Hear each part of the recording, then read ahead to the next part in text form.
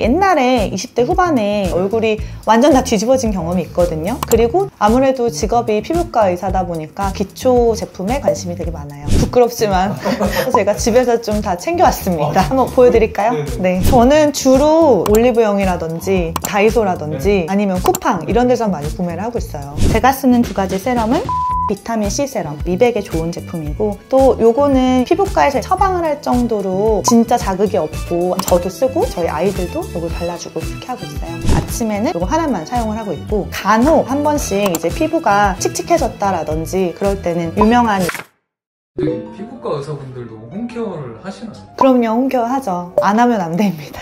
아무래도 직업이 피부과 의사다 보니까 기초 제품에 관심이 되게 많아요. 내원하시는 환자분들이 기초 제품에 관해서 많이 물어보기도 하겠네요. 네, 많이들 여쭤보시고 내 피부에 이게 맞는지 이런 것들도 물어보시고 추천하는 제품들도 많이 물어보세요. 제품들이 워낙에 많다 보니까 유행하는 제품들을 저보다 고객분들이 더 빨리 알 수도 있잖아요. 네. 그래서 새로 배우게 되는 제품들도 있죠. 많은 분들이 피부과 원장님들은 도대체 어떤 제품을 쓸까 궁금해 할 것 같아요. 네. 근데 오늘 그래서 원장님이 어떤 제품을 사용하는지 좀 물어보려고 제가 이렇게 왔거든요. 부끄럽지만 제가 집에서 좀 다 챙겨왔습니다. 한번 보여드릴까요? 네네. 네, 저는 주로 올리브영이라든지 다이소라든지 아니면 쿠팡 이런 데서 많이 구매를 하고 있어요. 많은 제품을 가져오시는데 맞나요? 실제로 다 사용하시는 제품들이에요? 네, 제가 사용하는 제품입니다. 상황별로 사용하고 있어요. 사실 말씀하신 것처럼 종류가 정말 많거든요. 맞아요. 피부과 의사분들은 어떤 기준으로 그 제품을 고르는지가 좀 궁금해요. 혹시 지금 가져오신 제품들은 어떤 기준으로 가져왔는지 설명해 주실 수 있나요?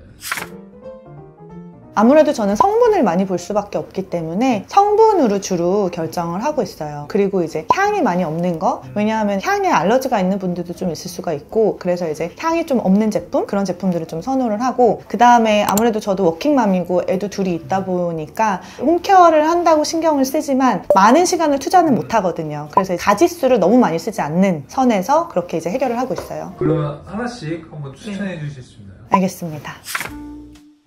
일단 클렌징부터 추천을 해드릴게요. 저는 요거 두 개를 쓰고 있어요. 요거는 지난번에 올리브영 편에서도 제가 설명을 드렸는데 거품 나는 버블 클렌저잖아요. 약산성의 클렌저고, 얘는 오히려 여드름용에 쓸 수 있거든요. 약 알칼리성이에요. 그래서 좀 더 뽀득뽀득하게 씻기는 그런 느낌이 있는데, 우리 피부는 약산성이거든요. 그렇기 때문에 약산성 클렌저가 우리 피부 pH랑 똑같은 레벨이라서 자극이 많이 되지 않아요. 그렇지만 조금 세정력이 떨어질 수가 있어요. 그래서 이제 피지나 노폐물 같은 거를 제거를 할 때 충분히 제거를 못하는 부분들도 있을 수가 있거든요. 그래서 간혹 이렇게 약 알칼리성을 쓰게 되면은 항염 작용도 있고 세정력도 더 뛰어나기 때문에 부위에 따라서 이렇게 쓰시면 되고, 저는 복합성 피부거든요. 그래서 아침이랑 저녁에 조금 다르게 쓰고 있어요. 아침에는 노폐물이 있더라도 그렇게 많이는 없잖아요. 그렇기 때문에 아침에는 요 에스트라 요거 하나만 사용을 하고 있고, 저녁 때는 아무래도 피지랑 노폐물도 조금 더 많고 이제 화장 때문에 이중세안도 하고 이렇게 되는데, 먼저 이제 클렌징 워터를 쓰고 나서 그 다음에 이제 요거는 저는 코 주변이랑 이마랑 요런 데 조금씩 아직도 피지가 생기거든요. 그런 데는 요걸로 이용해서 조금 더 닦아주고, 그 다음에 나머지 부분은 이제 버블 클렌저를 사용을 하고 있어요. 피부 부위에 따라서도 조금 더 건조한 부분도 있고 좀 더 피지가 많이 나는 부분들도 있잖아요. 근데 이제 피지가 나는 부분 때문에 여드름성 세안제를 전체적으로 쓰게 되면 오히려 또 건조한 부분은 더 건조해질 수가 있거든요. 피지가 조금 많이 나는 부위에는 따로 클렌저를 쓰고, 그 다음에 전반적으로는 순한 클렌저를 이렇게 쓰는 것도 추천을 해드려요. 이 두 제품 다 올리브영에서 구매하실 수 있습니다.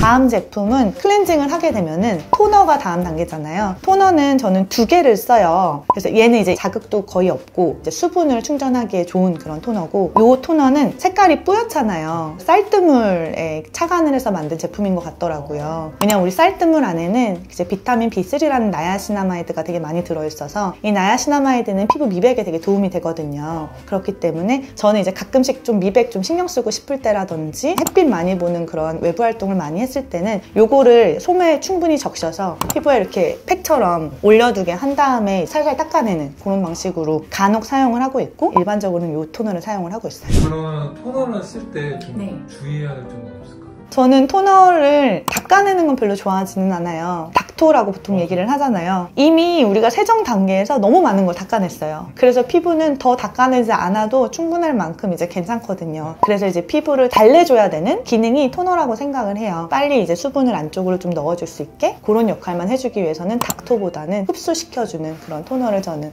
좀 더 선호합니다. 다음 단계는 이제 세럼을 써요. 근데 이 세럼을 쓰기 전에 간혹 한 번씩 이제 피부가 칙칙해졌다라든지 레이저를 받고 싶은데 지금 바빠서 레이저를 못 받았을 때, 그럴 때는 유명한 요 리들샷을 한 번씩 쓰거든요. 이 리들샷은 우리가 다이소에서도 구매를 할 수가 있고 쿠팡에서도 구매를 할 수가 있는데, 중요한 점은 언제 쓰는지가 되게 중요해요. 어느 단계에서 쓰는지가. 그래서 아까 얘기했듯이 토너 쓰고 난 다음에 바로 리들샷을 쓰는 거예요. 쓰는 날은. 근데 리들샷을 안 쓰는 날은 그냥 이제 세럼만 바르는 거고. 얘는 우리 얼굴에 미세한 침을 박아주는 역할을 하거든요. 근데 그 미세한 침들이 피부를 조금 더 깊은 층까지 들어가서 피부 재생에 좀 효과를 줘요. 그리고 또 두 번째로 미세하게 침들이 통로를 만들다 보니까 여러 가지 뭐 세럼이라든지 크림 같은 게 조금 더 깊숙이 침투를 할 수 있게 만들어주는 역할을 해요. 흡수율을 증가시키고 피부에 있는 좀 오래된 각질 세포들을 좀 빨리 탈락을 시키게 만들기 때문에 피부 재생에도 조금 효과가 있고요. 주의해야 될 점은 이제 민감한 피부이신 분들한테는 안 맞을 수가 있어요. 자극이 될 수가 있기 때문에 그런 분들은 주의해서 사용을 해야 되고, 이 리드샷 넘버가 있거든요. 요거를 낮은 단계부터 사용을 하시는 게 좋으세요. 한 일주일이나 2주일에 한 번씩 피부가 조금 칙칙하다고 느끼고 답답할 때 사용하고 있어요. 평소에 이제 리드샷을 안 쓸 때는 토너 다음에 바로 이제 세럼을 사용을 하고 있는데, 제가 쓰는 두 가지 세럼은 퓨어 비타민 C 세럼. 비타민 C만 들어있어요, 주로. 그래서 12% 정도 비타민 C가 들어있거든요. 미백에 좋은 제품이고, 얘 같은 경우에도 글루타치온이랑 그 다음에 나야시나마이드, 비타민 C 세 가지가 다 들어있기 때문에. 근데 얘는 이제 5라고 써있잖아요. 나야시나마이드가 5% 정도 들어있어요. 그리고 얘는 이제 비타민 C 12%. 제가 오전에는 이제 비타민 C를 사용을 하고 있고, 자기 전에는 요거 나야시나마이드를 사용을 하고 있어요. 같이 사용하는 건 안 되나요?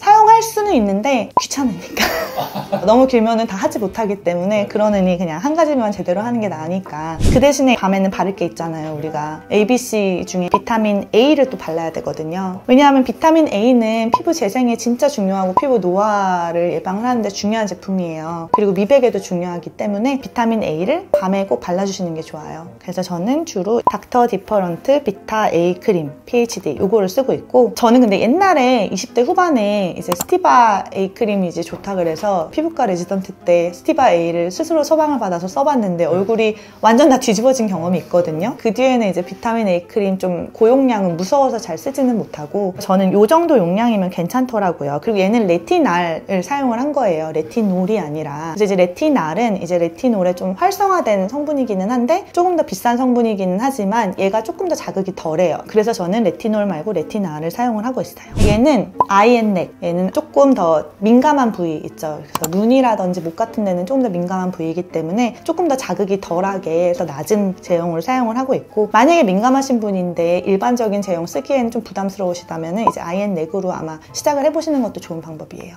세럼을 먼저 바르고, 세럼이 이제 충분히 이제 흡수가 된 다음에 그 다음에 이제 레티놀을 바르시는 게 좋고요. 레티놀 크림까지 흡수가 되면 그 다음에 이제 피부 장벽을 위한 마지막 보습크림 이렇게 바르시면 됩니다. 보습크림도 두 가지 사용하고 있는데요. 시카플라스트 B5라고 판테놀 성분이 들어가 있어서 진정이나 재생에 이제 좀 도움이 되는, 또 마데카소사이드 병풀 추출물 있죠. 그런 것들이 다 들어가 있어요. 그래서 자기 전에는 제가 요걸 바르고요. 요게 근데 조금 약간 너무 무겁다고 생각하실 수도 있고 좀 기름지다고 생각하실 수 있는 분들이 있어요. 그래서 저는 이제 밤에만 요걸 바르고 있고, 낮에는 이제 아토베리오 365 크림 요걸 바르고 있어요. 요거는 우리 피부 겉에 장벽을 만드는 성분 중에 세라마이드, 콜레스테롤, 지방산이 있는데 그 성분들이 적절히 배합되어 있는 제품이고, 또 요거는 피부과에서 예전에 처방을 할 정도로 진짜 자극이 없고 아이들한테서 쓸 수 있는 제품이기 때문에 저도 쓰고 저희 아이들도 요걸 발라주고 그렇게 하고 있어요. 지금은 겨울이니까 겨울에는 자기 전에는 요걸 이제 많이 바르고요. 여름이라든지 그 다음에 보통 오전에는 이제 요걸 바르고 있어요. 요게 이제 제 일반적인 그 제품 라인, 클렌징, 그리고 토너, 가끔씩 리드샷 쓰고, 그 다음에 세럼, 그 다음에 이제 비타민 A 제품에 크림, 요 정도 단계만 쓰는데, 정말 간혹 진짜 수분 공급이 많이 필요할 때 팩을 가끔씩 써요. 근데 저는 이제 팩을 너무 자주 하는 거는 귀찮아서 못 하거든요. 그래서 뭐 한 달에 한 2번 이 정도를 하는데, 할 때 이제 쓰는 팩들은 그냥 시트팩 말고 다 바이오셀룰로즈를 써요. 바이오셀룰로즈는 천연 코코넛으로 만든 시트예요. 그래서 일반적으로 시트는 되게 얇잖아요. 그런 얇은 그런 시트가 아니라 얘는 되게 두툼 두툼하고 젤처럼 생겨 있어요. 그래서 이제 조금 더 많은 양을 머금고 있기 때문에 더 순간적으로 많이 이제 수분을 공급하거나 유효 성분을 공급을 할 수가 있고, 또 장점은 얘는 밀착이 되게 좋아요. 그래서 붙이고 나서도 다른 일을 하고 싶어 하시는 분들은 바이오셀룰로즈나 콜라겐 마스크 같은 걸 쓰시면은 붙인 채로 그런 일들을 다 하실 수가 있어요. 마스크 제품은 워낙에 너무 다양하잖아요. 근데 이제 종류에 따라서 조금씩 기능이 좀 다르거든요. 예를 들어서 메디힐 마스크 같은 경우에는 좀 더 노화 그런 데 관련돼 있어서 뭐 콜라겐이나 리프팅 이런 거에 이제 좀 도움이 되는 거고, 요거는 이제 DH, 얘는 조금 더 진정 효과, 좀 자극이 되거나 민감할 때 쓰는 경우가 있고, 그 다음에 얘는 수분 공급할 때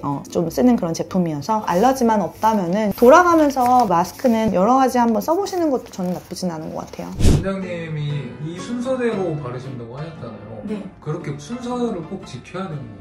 네, 왜냐하면은 가벼운 제형부터 무거운 제형으로 바르시는 게 좋고, 특히나 이제 크림이나 마지막에 이제 좀 보호막을 형성을 하는 게 있기 때문에 그거 전에 이제 또 다른 제품들을 먼저 바르시는 게 좋고요. 그리고 비타민 A 크림 같은 경우에는 자극이 되거나 좀 그러시는 분들 같은 경우에는 크림 다음 단계에 바르셔도 되고, 근데 저 같은 경우에는 그 크림 전 단계에 바르고 그렇게 하고 있어요. 마스크팩은 세럼이랑 비슷하다고 생각을 하시면 돼요. 그렇기 때문에 토너 다음에 토너로 결을 정리를 하고 나서 요 마스크를 먼저 하고 흡수시킨 다음에 세럼을 더 바르셔도 되고, 그날은 세럼 대신에 마스크만 하셔도 괜찮습니다. 그리고 마무리로 이제 크림 종류를 바르시면 돼요. 정리하자면 밤에는 저는 요거 두 개를 같이 클렌징을 하고요. 피지가 많은 부위, 그 다음에 일반적인 부위 그렇게 하고, 미백에 신경이 쓰이는 날에는 저는 밤에 요걸 더 많이 쓰기는 해요. 왜냐면 니아시나마이드를 한 번 더 공급을 하니까. 그 다음에 요거 또 니아시나마이드 한 번 더, 그런 다음에 비타민 A, 그 다음에 마지막으로 재생크림. 아침에는 클렌징은 요거 하나만 쓰고요. 그 다음에 수분도 그냥 간편히 요거 하나만. 그 다음에 비타민 C를 많이 발라요. 비타민 C 12%. 그 다음에 비타민 A는 아침엔 안 바르고 크림 이렇게 바르시면 됩니다. 그 다음에 이제 조금 더 수분 공급이나 좀 피부가 많이 건조하다 할 때는 일주일이나 2주일에 한 번씩 이 마스크팩을 이제 같이 쓰는데, 요거는 토너 다음 단계에 쓰시면 되고, 리들샷 같은 경우에도 똑같아요. 외우기 쉽게 토너 다음 단계에 쓰시고 나머지 제품들을 쓰시면 됩니다. 오늘 공유해드린 제품들이 제가 쓰는 제품들인데 엄청 비싸거나 시중에서 구하기 어려운 제품들이 아니라 시중에서 좀 구하기 쉬운 것들로 저도 이제 자꾸 쓰게 되더라고요. 그래서 그런 기초 제품들로 오늘 소개를 해드렸는데, 주변에서 뭐 기초 제품들 추천 원하시거나 궁금하신 분들한테는 이 영상 같이 공유해주시면 좋으실 것 같습니다. 또 추가로 혹시 궁금하신 점이나 질문 있으시면 언제든지 댓글로 달아주시고요. 다음번 영상 만들 때 참고하도록 하겠습니다. 그럼 저는 다음 영상에서 더 유익한 내용으로 찾아뵙도록 하겠습니다. 감사합니다.